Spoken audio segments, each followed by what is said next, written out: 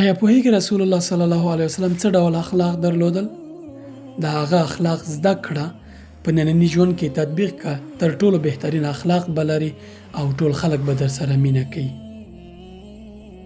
یو ځلې تبوک ته په سفر باندې وو، غزوې ته تلل. رسول الله صلی الله علیه وسلم سره 10,000 شاوخوا صحابه وو، ټول روانو. په دوی کې ابوذر وروسته پاتې وو. اوښه یې مریضه وه.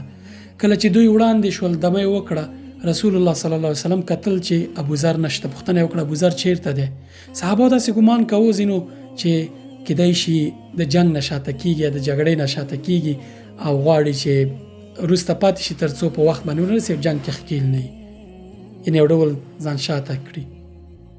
یو وخت کې په دمه کې رسول الله صلی الله علیه وسلم کتل چې لرې یو څوک را روان دی. پوښتنه یې وکړه څوک به یې؟ خلکو ویل چې نه پوهېږو څوک به یې. ویل چې فلیکن اباذر، اباذر دی.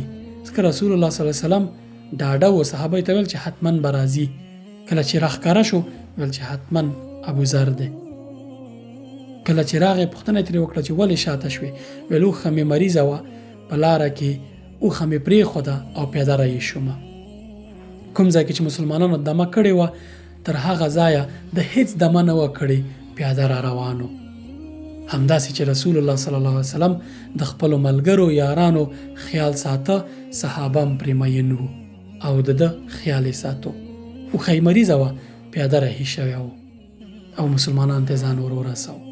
خپلو ملګرو سره دغه ډول ټینګې اړیکې ساتئ. په خپلو ملګرو نیک ګمان کوئ، بد ګمان پرې مه کوئ. اړیکې به مو بریالۍ او نبوي اخلاق زده کړئ، په ژوند کې عملي کړئ، تر ټولو بهترین اخلاق به لرئ.